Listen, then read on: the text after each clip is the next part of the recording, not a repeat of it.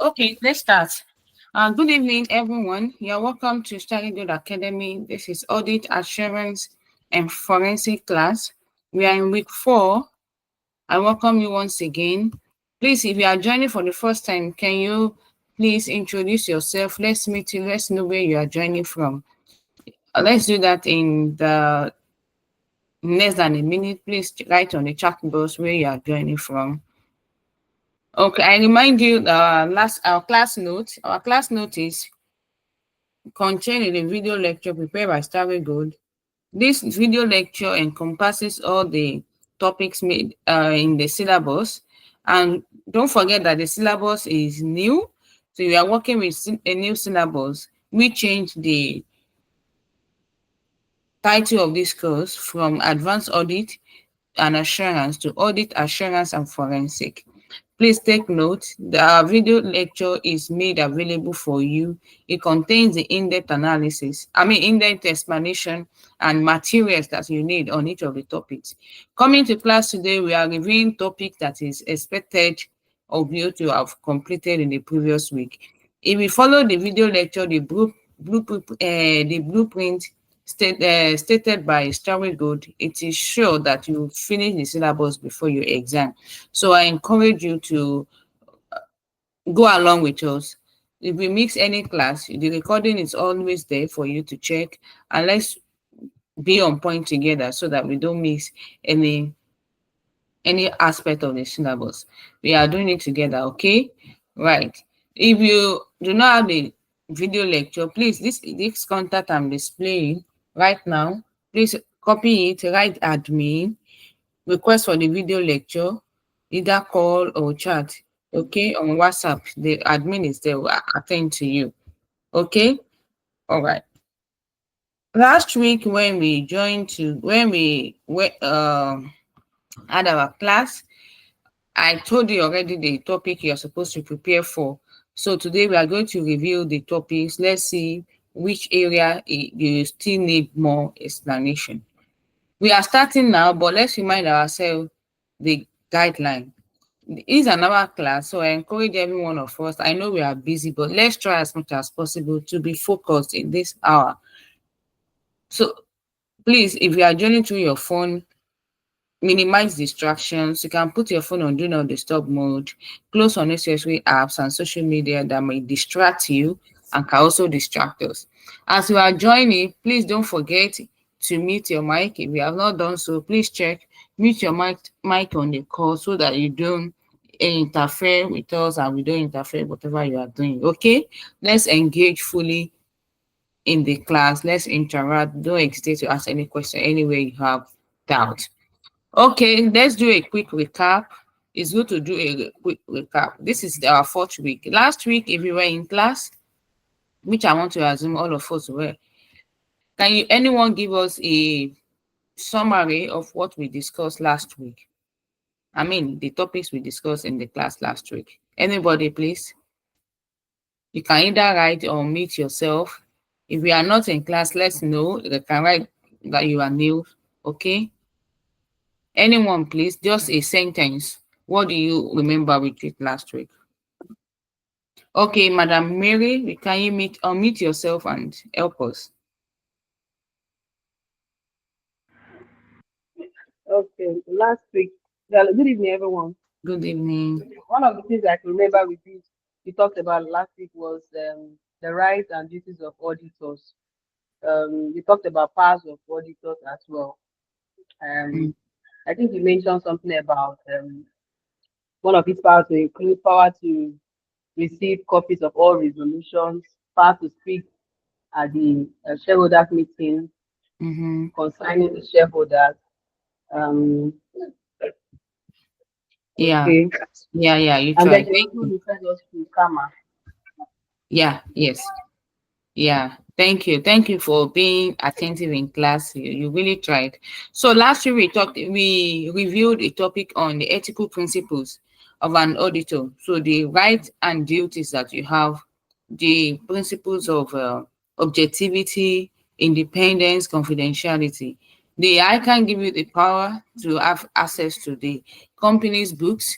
However, you owe the duty to keep the the information that you have confidential, except is a law that permits you to do so. So we also look at the issue of confidentiality and money laundering. So what you are supposed to do, we treated them last week. If you were not in class, we have closed that chapter. If you were not in class, that means you have to do double work. Please go to the video lecture, read on uh ethical principles as a chartered accountant, ethical principles of the profession itself worldwide, not only about Nigeria. So the beer we mentioned about karma is that the principles generally, but when it comes to country, there are some countries' law that you have to also abide. Okay, if you were not in class, please go to the video lecture. We have treated that topic so that you don't it seems as if we have not talked about it. We have talked about it. Please go into the video lecture and study it. We are going to continue. I'm displaying again the contacts to reach out to get the video lecture. Right. So that is by the way. Today's topic, we want to look at professional responsibility and liability. Professional responsibility and liability. This is a topic that we need to uh we are going to review today. On the video lecture, you will see this topic on episode 19, chapter 4, part 1, professional responsibility and liability. Also, episode 20, chapter 4, part 2, professional responsibilities and liabilities. So why is this important? This is important because you will be able to identify and explain the nature, the purpose of laws, regulations, standards, codes in the context of assurance engagement. And you'll be able to evaluate and explain how audit may fail to meet users' expectation. Also, I should at this stage, you should be able to apply the provisions of ISA 240. To get most from this lesson, make sure you've watched the video before, and that's a recommendation. However, if you have not done so, as we are reviewing the topics today, maybe it might look uh cumbersome, it might look theoretical, it might look somehow. Just take note of the topics. You take your time after this class to study it in details, because this is just a review class. Is that clear? That part is clear. Can we continue? Can we continue? Last week, I remember that I stated ahead that the topic we are treating today, so I expect that we have gone through it, either one or two things we have gone through it. Audit, advanced audit and assurance is similar to audit that you did during the skills level. However, you are going to be doing application. So most of what we'll be dealing with are case studies, because now you are assumed to be a professional, so you should be able to tackle real life issues. So let's start with auditors' liability and expectation gaps. When we say expectation gap, is there anyone that is new about that? Then, expectation gaps in audit. Is there anyone that is new to this word? Are we familiar with what expectation gap is? Yes, Great. I'm familiar with it. Yeah, thank you. So how do you explain the elements of audit expectation gap? The expectation gap in audit. How do you explain it? Okay, can I talk? Of course, please. Okay, when you talk about audit expectation gap, it's simply talking about the difference between the primary role of an auditor, what an auditor is actually supposed to do, and Mm-hmm. what society expects the auditor. You know, the primary role of an auditor is not to identify faults or errors in a financial statement. The primary role of an auditor is to express whether the financial statement is of a true and fair view. Mm-hmm. However, in course of doing that, an auditor could detect fraud. But in the society sees an auditor as its responsibility is to primarily find out fraud. So that expectation gap is there because that is not the primary role of an auditor. However, in course of your auditing, you could identify certain things, right? But that is not the expectation primarily. But because of the societal expectation, it now brings about the gap. So Mm-hmm. that's what I can say about audit Yeah, expectation gap. you are right. You are right. Any other opinion? Yes, you are right, because the gap, that when we say the gap, it looks like the loophole. There are two people there, the auditor going, just like a police officer. When you call for when you make a distress call, police know what you're supposed to do, but we, the masses, we be saying this is what we expect the police to do. Same in audit profession. So in the audit gap, we have three elements of audit gap. What's some of audit gap? So we have the standard gap, the performance gap, and the liability gap.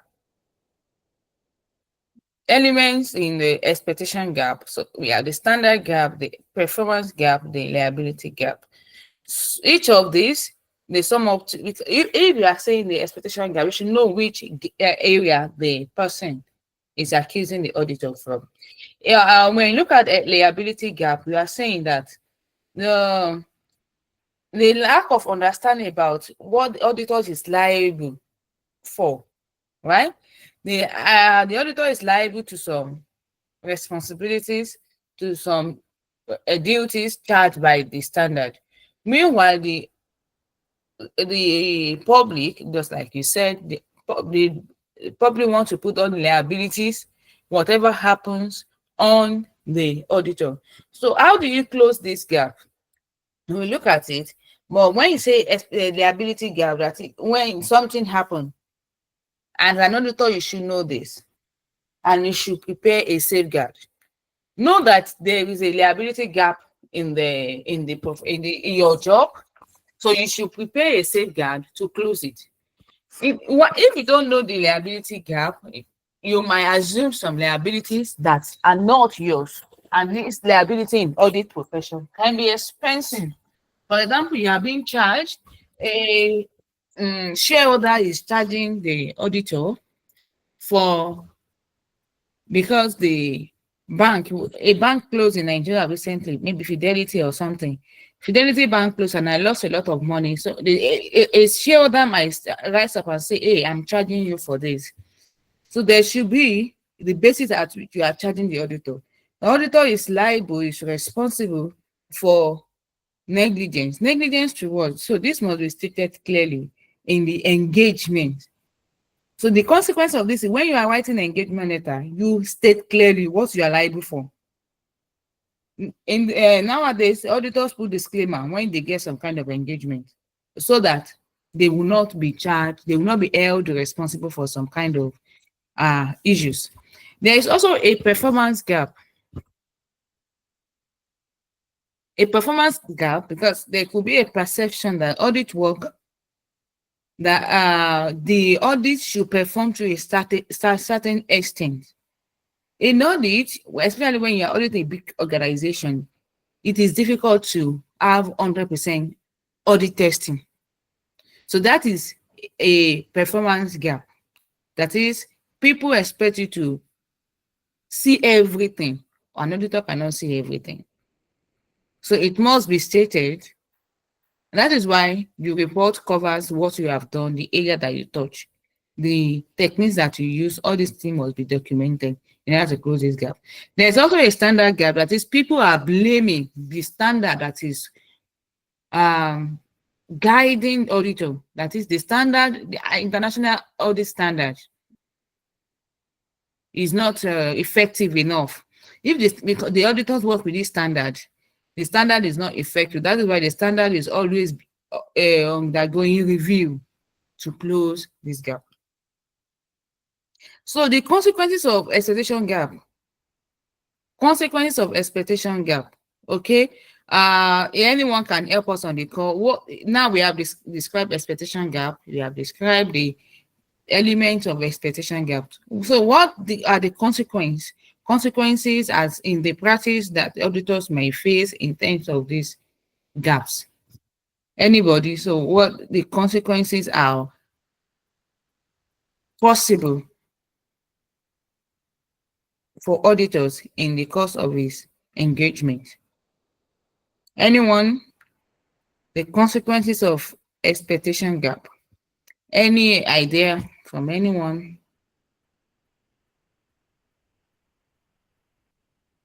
Please, let's speak out. Let me know what you know. Let me know what you do not know, so we can move faster. The consequence of expectation gap. Okay, to save the time, if this expectation gap is high, you do not try to close the. You are not expressive enough in your engagement letter. In the public, there could be high level of distrust between the users of the audit report. People don't rate that audit firm high again, because all of the time they are saying you do not do this. So it must be stated clearly what I should do, what the auditor should do, what the auditor should accept. Because if there are too noise about a particular audit firm, imagine you hear that, hey, KPMG audited a company and they discovered the company is being used for money laundering.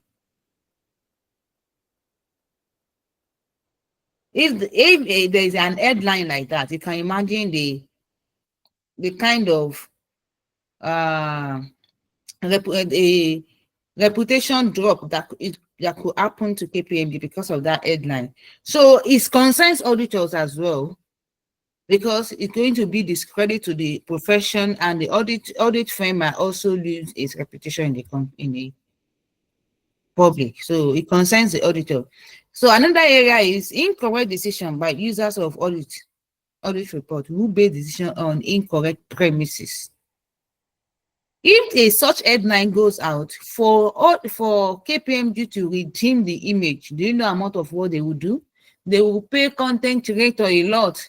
They will do a lot of publicity to create that to correct that impression in the mind of the people, for them to trust KPMG again. You can imagine. So it concerns auditors, it concerns the profession itself. That is why they try to be expressive. They are encouraged to follow the standard and state the standard. In most of the reports, they don't just write that the financial statement is true, is this, but they state clearly, expressly what they do. So this implies that you do not have to bow under any pressure. If there are some threats to your fundamental principle, you just have to seek help and find a safeguard. If you bow under any threat, the liability will fall on heavily on the auditor.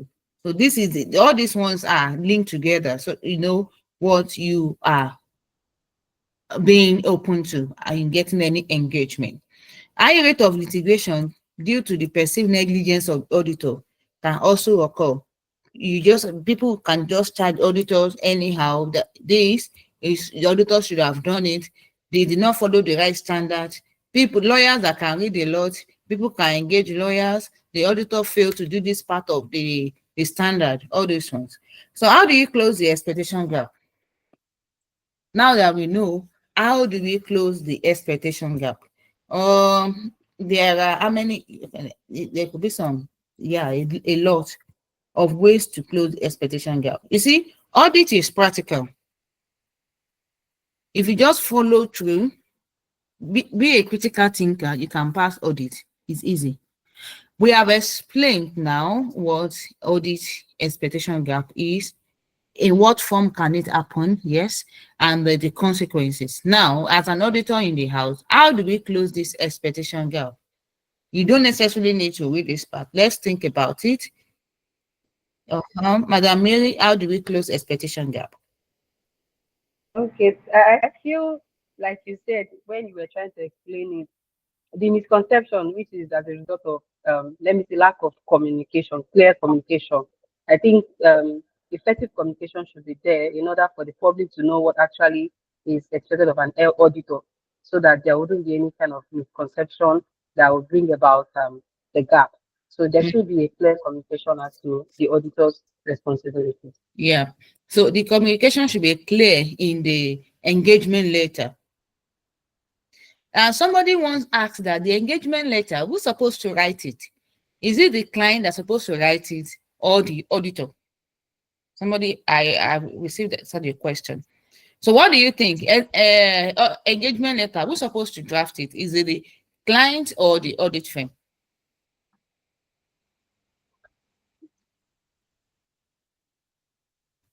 Okay, please. You have the If floor. I'm correct, I think it should be the audit firm who is engaging you, because they're engaging you and then you have to sign. Because the moment you sign, it becomes, I don't know, the moment when you're given an employment, you're being given an offer letter, right? And then inclusive of it are the things that are required of you. So I feel the moment you endorse your signature and respond to them, I think you've accepted the engagement thing. I don't know, that's just my opinion. Yeah, I understand. Any other opinion? Let's look at it this way. An auditor is being engaged by a client. Indirectly, the client is employing the auditor.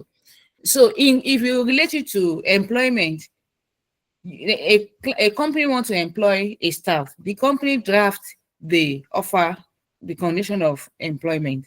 But in case of auditor, we are saying should it be auditor that should write the engagement letter? Let's think about it. It's not the book. The book might be wrong, and let's be critical.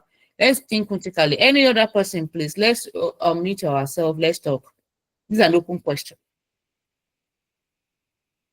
I'm trying to drive a point. This is not it's not the subject where you're trying to do, but I'm trying to drive a point. Please, can you unmute yourself and talk? What do you think? What is your opinion? Should I start calling names? Abdi Malik, Good evening, ma'am. Alaji Abdi Malik, can you please help us? What do you think? The auditor is supposed to write the engagement letter Why? because he would have to state clearly the scope of engagement and the scope of work he would be doing with the company. Yeah. Okay, I just want to cite your opinion. Yes, you are right. The auditor should write the engagement letter, but if it can be confusing that why should the auditor is what has been employed. So the reason, one of the reason is because of this expectation that we are treating today, right? And the auditor have to be clear in their communication. The client is not a professional. The client might be an engineer, and their focus is different. So to close the expectation gap, it must be clearly stated by the professional. In this way, you will open the understanding of your client. You are a master in this job. State clearly what you are capable to do. So anything you draft in that engagement letter, you are using your right to write your responsibility you can carry. So in this regard, you can argue that the auditor, right, the engagement letter, and one of the reasons is to find a way to close the expectation gap. Thank you for your contribution. So another way to close the expectation gap is we talked about the standard gap. So the control at the international level, IFAC, at the local level, Ican, the control of the audit profession is important. Let it be open that this profession is regulated. This profession is being controlled as a whole. So no one can do anything outside the profession. That is why the ICANN is a body, a professional body in Nigeria that monitor the compliance of audit firm in the conduct of the audit exercise. Okay, and the auditor also the profession I can try to carry out audit inspection across audit firm that is registered. It is ensure that the audit firms are registered. The audit firm are also, they have the resources that is expected of them. Please read more on the ways to close audit expectation gap. Okay. Now, the next question is, why is professional skepticism important in audit or financial statement? Anybody? Why is professional skepticism important in audit or financial statement? All right, please, Madam Mary, you have the floor. Okay, I am sorry. I want to respond based on what I learned in a case study where we were taught of professional skepticism as Mm-hmm. having a questioning mind, not being over reliance on information. Now, because you're working with management, it's Mm-hmm. not all the information they bring to you you're going to just accept. You need to investigate. You need to query those things. You need to be sure. You don't just rely based on okay, it's management. I think they could be correct. So being professional, being um, sorry, sorry, I'm trying to gather my thoughts. So it just has to do with you not being over reliance on the information given to you. As an auditor, you need to find out, you need to see those things for yourself where necessary, and then probably give a report based on what you could see. Thank you. Yeah. Thank you. Any other opinion? All right. You are right. You see, a professional skepticism is an attitude that every auditor should have. It's an attitude like a skill that every auditor should imbibe. So it's just an attitude that doesn't trust until you verify it. You see it yourself and you scrutinize system. Do not accept things the way they present it to you. I'm looking for this word in English. So it's the attitude that enhances the auditor's ability to identify and respond to conditions that may indicate possible misstatement. If you have this kind of attitude, you will not be complacent with situations. I'll give an example. There's this company that I used to audit. Mhm. The company use a software, I think they use Sage. So when they submit the financial statement, we see, I think that was, okay, the company is a government as parastatal. The company, I mean, the government parastatal use IFSAS is guiding them. Before introduction of IFSAS, so they put in the retained earnings some amount of money. Every year we look at it, what is this amount? They will say is system generated. We vouch for every item. Is anyone saying anything? Oh, please mute your mic. Madam Wura, can you please mute your mic if you are not talking? Let's see if I can control it here. Thank you very much. So the company states, oh, it's computer generated, and this has been like first year, the same computer generated. We try to maneuver it. Second year, computer generated, and of course, it's increasing. So the attitude of skepticism like, how will computer generate a figure? Computer is garbage in, garbage out. Let's investigate. The accountant of the company assumes is computer generated, and he compared this amount to the figure. It does not make sense. It's just irrelevant. Let's just overlook it. There are a lot of issues to deal with, right? So if you are complacent, you accept it. But I can tell you that when we started to investigate, it wasn't computer generated. They were shocked to see the cost of that amount, and the amount is, we are still going to get it into it in account debit, and if you have a problem on the debit side, if you accept it, the problem is also affecting the credit side. And the way the accounting is, if you are patient enough to investigate the reason for zero difference, if you are investigating zero difference, you discover that zero is not the only difference. It's just the net that you are saying. So don't accept, as an auditor, you don't accept a situation as it comes. You investigate, you want to see with evidence, because you are working with evidence. You want to support your report with evidence. So as a professional, it is important that you imbibe that attitude of skepticism. It influences your trait. it is part of a motivation, and it also show your competence level. They know that, hey, this auditor, when it comes, whatever, wherever you are, I mean, whatever you're hiding, this auditor will unravel it. It shows the dedication and the skills you have built so far in auditing. So to achieve this, the training experience are very important. Audit firms themselves have an important role to play in cultivating a skeptical mindset in auditors. It includes designing and implementing policies, procedures that promote an internal culture, recognizing that skepticism is an essential attitude in performing audit engagement. All right. Any question at this point? Are we still together? Okay, you have a question, please? Yes, ma'am. Please, I want to be cleared on these points you just talked about professional skepticism. Mhm. What is it under the ways we can close the gap, or it's just a subtopic on its own? It's a subtopic on its own. Yep.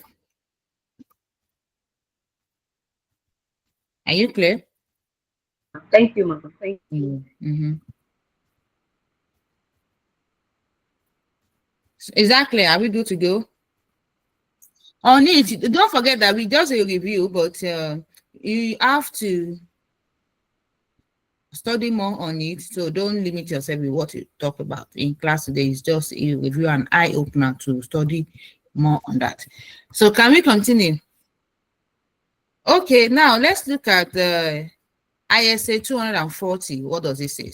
ISA 240. ISA 240 is provide a guideline on the auditor's responsibility regarding to fraud in the audit of financial statement. You know, at the beginning of this slide, we are saying that the auditors is expected to do something while the public expects the auditor to do something else. So in case of fraud now, what is the responsibility of auditor? We are saying, oh, it is the management that's supposed to detect fraud in an organization, fraud and error. So what does the law say? What does the standard says? So that you want to say, that's what you want to look at. Fraud and error. Similarities, differences. What can you say about it? Fraud and error, are they the same? Are they similar? I know we know it, so I will not waste time about it.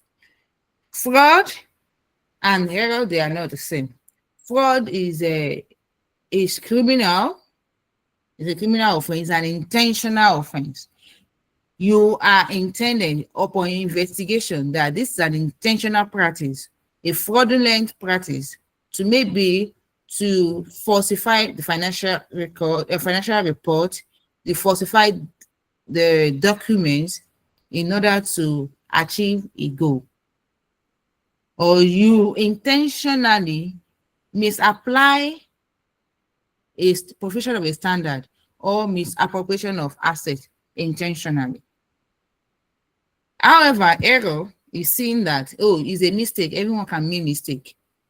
But if the mistake is beginning too much, you can see it as error. So in essence, both error and fraud should be minimized. A window for error can lead to fraud. Is a loophole that's supposed to be closed. It is clear now that it is not the auditor that is responsible to detect fraud. It is not the auditor's responsibility to prevent even error. The management of the company, when the company submits financial statement, it is their responsibility. Knowing this, you should take note in your engagement report. Now, the smart audit firm now, when they are submitting financial statement, audited financial statement, there is a page that is dedicated to auditors, the acknowledgement of auditors' responsibilities. So, I mean, the management responsibilities. So, maybe page 4 before the auditors report, the auditors, I mean, the management state their responsibility and how they have been able to manage their responsibility during the year. So it is the responsibility of the management to prepare financial statement that is true and fair. It is the responsibility of the management to prepare financial statement that reflects the activity during the year. Okay, therefore, it is, they are the one when really management has taken the responsibility to prepare financial statement that is true and fair. So they should have instituted systems that prevent fraud and error, both of them, and they should have instituted control system that will detect fraud if anything happens. So auditors now, as an auditor, what are you supposed to do if the management has detected and prevented fraud? What is your responsibility and what is the concern of auditor about of fraud and error? The auditor is responsible for reporting on it as the third eye, as the third party, to make the report that, oh, the management is responsible for detecting and preventing fraud and error, and they have done so. The financial statement shows true and fair view of the financial position of the company.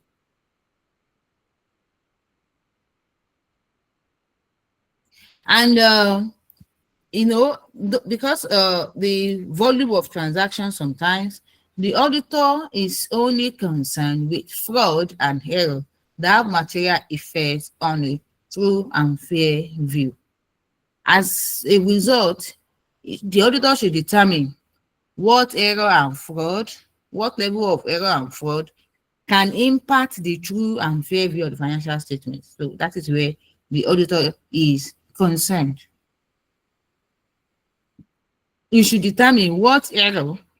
It is the auditor's concern, and it is the auditor's job to determine itself what level of error, what level of fraud can affect the true and fair view of the financial statement. Based on this, it builds the skepticism in the auditor, because they know they have the responsibility to report on the financial statement, to attest that financial statement is free from error and fraud. So they have to be skeptical in all areas. They have to have it in mind that error and fraud is possible. So any evidence they are receiving, if they're asking questions, they ask questions with the mindset that error and fraud is possible.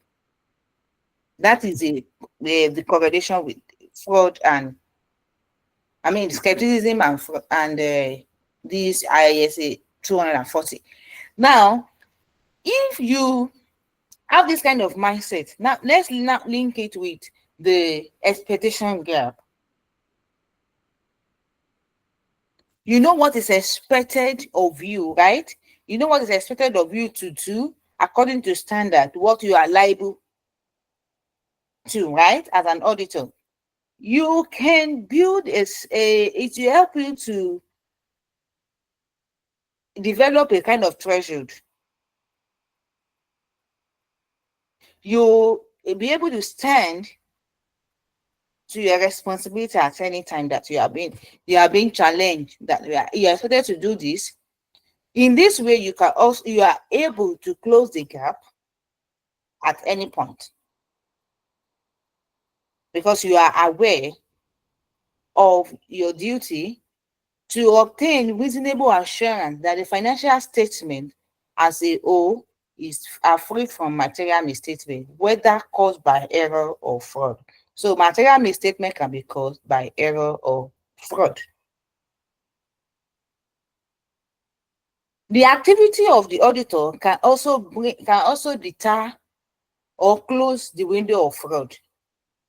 Upon investigation, you can open the attention of the management to area where fraud is possible. Of course, it is not the responsibility of the auditor to detect it, but through your work, you can act as a deterrent to fraud. Auditor may also discover error or fraud during the course of the work, but they are by no means, that is not their focus. When they detect it, that is why when the auditor detects fraud and error, they don't correct it. What do? They call the attention of the management to it. They do not, auditor do not correct the error. When they discover fraud and error during the course of the audit, they are by no means certain to do so whenever error or fraud has occurred. So when they see it, they call the management. They take note of it, that we are seeing this error of so and so. So in that, they are auditing the management as well, that you have not done what you're supposed to do. These are the loopholes that we find. And if there are any errors that affect the true and fair view, they have no option but to do what? To report it. Okay, so let's look at auditors' procedures where fraud is suspected. Auditors' procedures where fraud is suspected.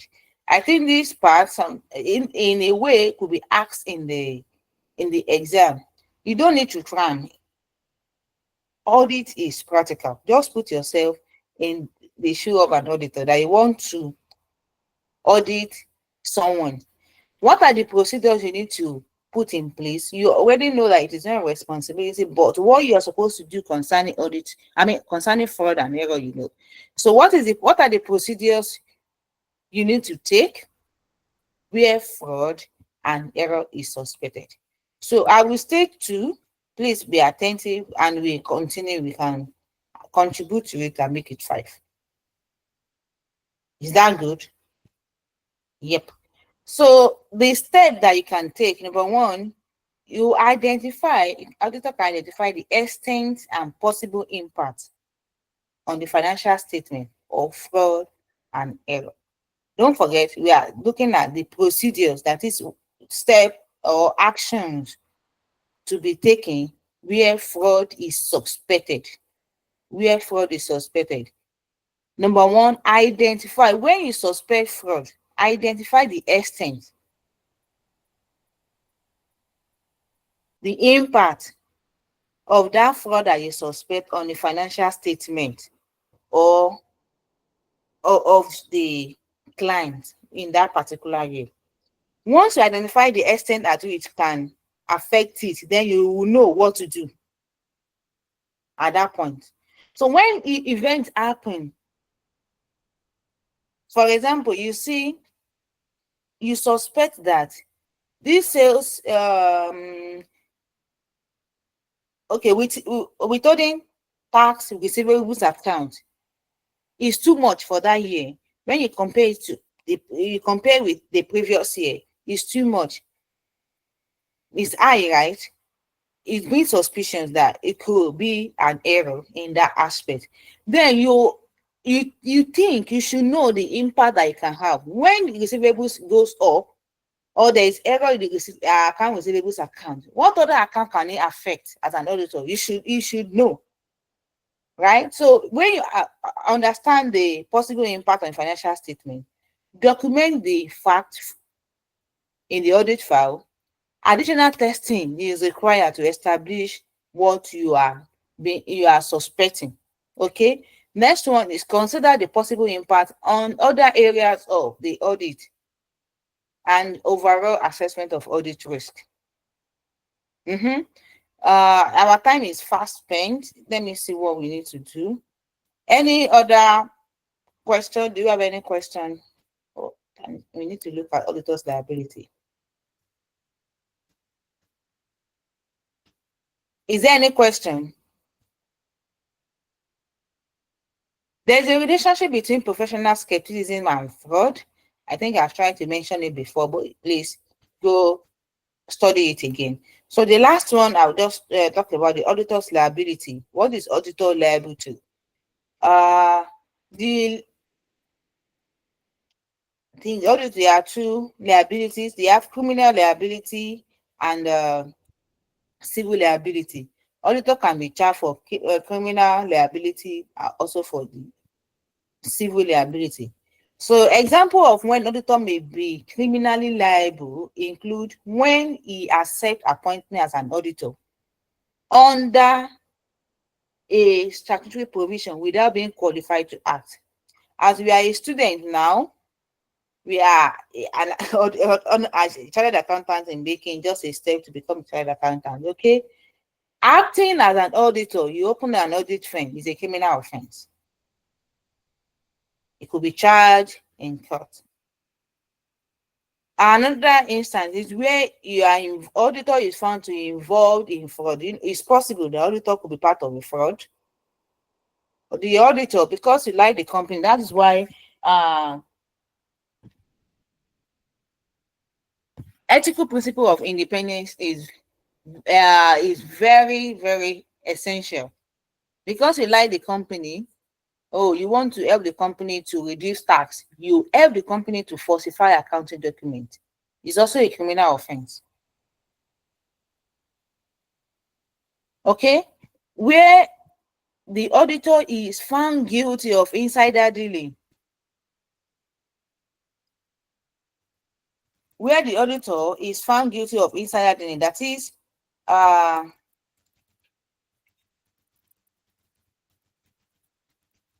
you use the information of the company, of a client, to your advantage. Yes, that is the insider dealing, and the auditor could be charged for it because you are given the law gives you the right to access the information, but you are not supposed to use it to your advantage, right? So let's look at the civil liability. Civil liability. The example of civil liability, we have the contract law and the law of tort.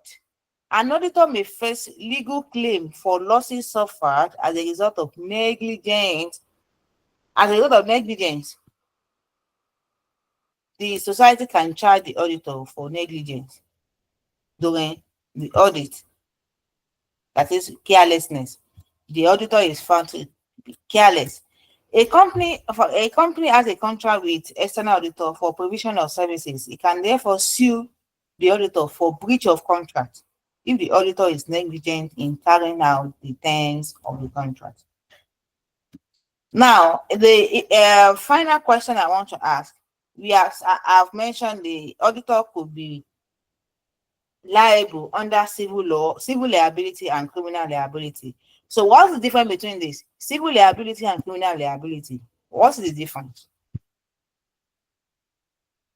Do you know the difference?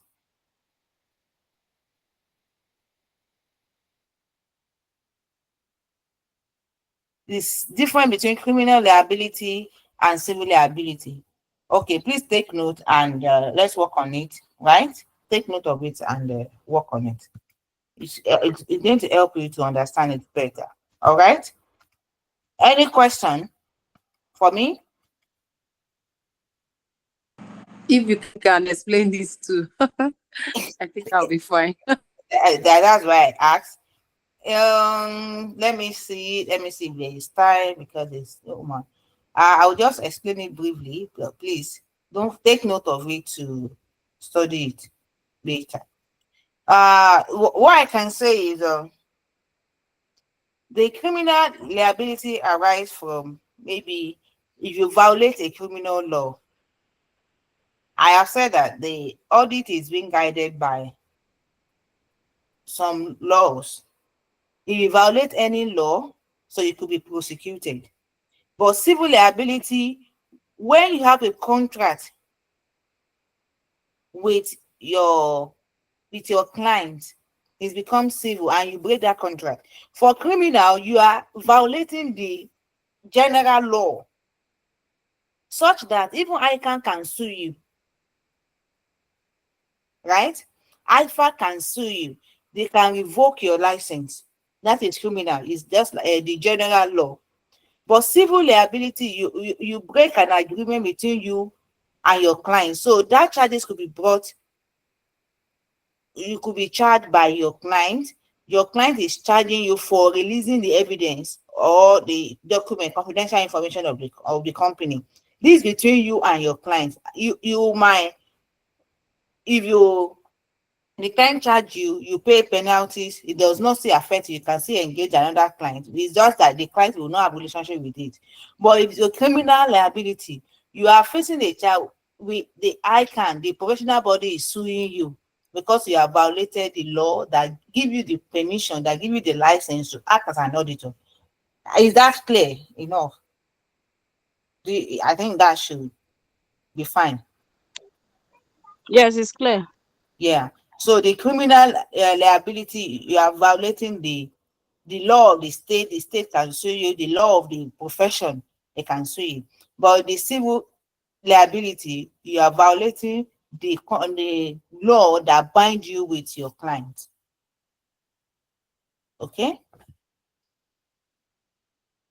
Any other question? We have 3 minutes left. Any other question? Are we good today? We are good today, but let's have the next topics. Great, I will do that. Thank you for reminding me. So let me do a quick summary of what we did today. Today we look at the auditor's liabilities and expectation gap. We look at the element of auditor's expectation gap. We saw 3: skepticism, importance of it in audit or financial statement, the fraud and error ISA 240. We've treated it. Please go and study it in details. Auditor's liability, we look at the please study professional indemnity insurance. These are ways to reduce liability of auditors, right? You see, the auditor can be liable under criminal law, under civil law. So those are the things we did today. Let me check the topic for next week, quick one. And we have assignment today. Our assignment last week, how many people attempted it?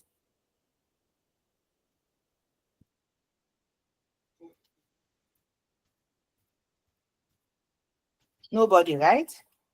Sorry. Ma, let's be dropping the assignment on the general page now, so that We we'll have, be remembering. Because I try remembering what the assignment was. I couldn't. you We did can not be check the page. dropping it. Is there? Well, Is there? I usually send it to the group. I've sent the topic for next week as well. The assignment is usually dropped there. So let's see today's assignment. Today's assignment is simple. Outline the objectives of auditor in relation to fraud. State the procedures auditor should perform to identify risk of material misstatement due to fraud. Simple. The assignment, I usually send it to the group. Let's submit it 13th August. Yep. Right. This is the link to submit it. I will send all of them to the group. okay, ma'am. Yep. It's there right now. Next, we will look at what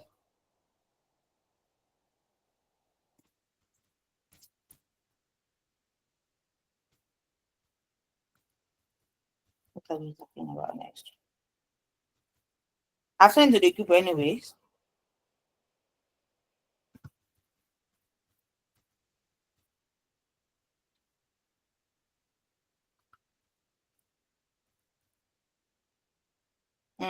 Management practice. Management practice. If there's no question, so thank you for coming today. Let's come again next week. Hello, good evening, ma. Good evening, sir. Thank you very much, ma, for the effort. Yes, ma. On the membership site, Okay. The class has ended anyways. You are just anyone that has question can stay behind. The class has ended. Thank you for joining. Please, can you ask your question? He left. Sorry. Okay. You can write on the Telegram. I will check it. Thank you for joining tonight. We meet again. All right. Bye, everyone. Till next week. Airways has gone. Hello? Hello, Mohammed. Hello, Bumi. Hello? Hello?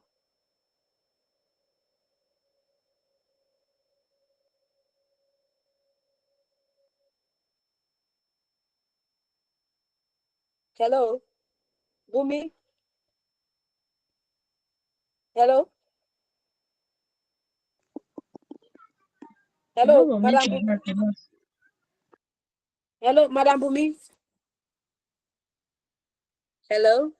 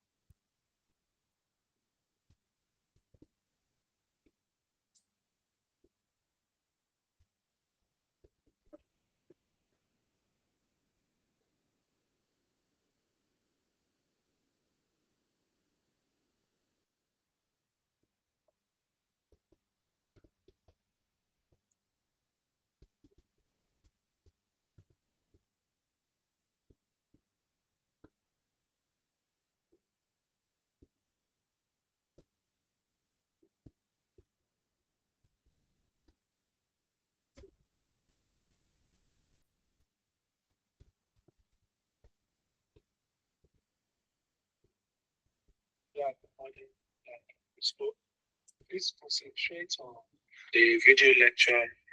Like I advise, put away the Ican part, your notes, every other material that you have. Concentrate on the video lecture. Make sure that you go through it at least 2 or 3 times before the exam.